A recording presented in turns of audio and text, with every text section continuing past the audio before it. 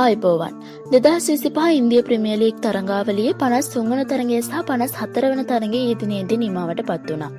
ඉතින් 53 වන තරඟයේ ලෙස පැවැත්වුණේ කොල්කතා නයිට් රයිඩර්ස් කණ්ඩායම අතර සහ රාජස්ථාන් රොයල්ස් කණ්ඩායම අතර තරඟය. තරඟයේ කාසියවාසී දිනාගත් කොල්කතා නයිට් රයිඩර්ස් කණ්ඩායම මුලින්ම පන්දුවට පහර දීමට තීරණය කළා. ඒ අනුව ඔවුන් පන්දුවාර 20 අවසානයේදී කඩලු 4ක් දැවි ලකුණු 206ක් ලබා ගත්තා. ලකුණු ලබා ගැනීමේදී ගුරුබාස් ලකුණු 35ක්, නරීන් ලකුණු 11ක්, අජින්කියා රහනේ ලකුණු 30ක්, ඇන්ග්‍රිකිෂ් රඝුවාශි ලකුණු 44ක් සහ රසෙල් ලකුණු 57ක් ලබා ගැනීමට සමත් වුණා. ඉතින් රාජස්ථාන් රොයල්ස් කණ්ඩායම වෙනුවෙන් පන්දු යැවීමේදී මහේෂ් තීක්ෂණ එක් කඩුල්ලක් දවා ගැනීමට සමත් වුණා.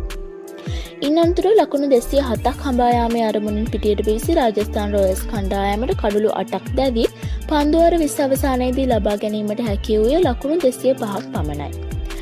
ඉතින් මේ කණ්ඩායම වෙනුවෙන් ක්‍රීඩා කළ වනිදු හසරංගට ඊයේ දිනේදී එක් කඩුල්ලක් දවා ගැනීමට හෝ එක් ලකුණක් ලබා ගැනීමටවත් හැකියාව ලැබුණේ නැහැ.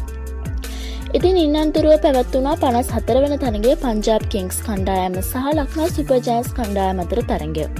තරගයේ කාසියවාසී දිනාගත් ලක්නෝ සුපර් ජයන්ට්ස් කණ්ඩායම මුලින්ම පන්දු යැවීමට තීරණය කළා. ඒ අනුව පිටියට පිවිසි පංජාබ් කිංග්ස් කණ්ඩායම කඩලු 5ක් දැවී ලකුණු 236ක් ලබා ගත්තා. ලක්නෝ සුපර් ජයන්ට්ස් කණ්ඩායමට ලබා ගැනීමට හැකි වූයේ කඩලු 7ක් දැවී ලකුණු 199ක් පමණයි. ඒ අනුව ඊයේ දිනේදී තරගයේ පංජාබ් කිංග්ස් කණ්ඩායම ලකුණු 37කින් ජයග්‍රහණය කළා. ඉතින් දැන් අපි බලමු ඊයේ පැවති තරඟ දෙක සමග මේ වෙද්දී ප්‍රසාද ලකුණු සටහන වෙනස් වෙලා තියෙන්නේ කොහොමද කියලා. ඉතින් පළමු ස්ථානයේ පසු වෙනා රොයල් චැලෙන්ජර්ස් බැංගලෝර් කණ්ඩායම ප්‍රසාද ලකුණු 16ක් ලබා ගනිමින්. දෙවන ස්ථානයේ පසු වෙනවා පංජාබ් කිංග්ස් කණ්ඩායම ප්‍රසාද ලකුණු 15ක් ලබා ගනිමින්. තුන්වන ස්ථානයේ පසු වෙන මුම්බයි ඉන්දියන්ස් කණ්ඩායම ප්‍රසාද ලකුණු 14ක් ලබා ගනිමින්. හතරවන ස්ථානයේ පසු වෙනා ගුජරාට් ටයිටන්ස් කණ්ඩායම ප්‍රසාද ලකුණු 14ක් ලබා ගනිමින්. පස්වන ස්ථානයේ පසු වෙන දිල්හි කැපිටල්ස් කණ්ඩායම ප්‍රසාද ලකුණු 12යි. හයවන ස්ථානයේ පසු වෙන කොල්කතා නයිට් රයිඩර්ස් කණ්ඩායම ප්‍රසාද ලකුණු 11ක් ලබා ගනිමින්. හත්වන ස්ථානයේ පසු වෙන ලක්නෝ සුපර් ජයන්ට්ස් කණ්ඩායම ප්‍රසාද ලකුණු 10ක් ලබා ගනිමින්. රාජස්ථාන් රොයල්ස් කණ්ඩායම අටවන ස්ථානයේ පසු වෙන ප්‍රසාද ලකුණු 6ක් ලබා ගනිමින්. නවවන ස්ථානයේ පසු වෙන සන්රයිසර්ස් හයිදරාබාද් කණ්ඩායම ප්‍රසාද ලකුණු 6ක් ලබා ගනිමින්.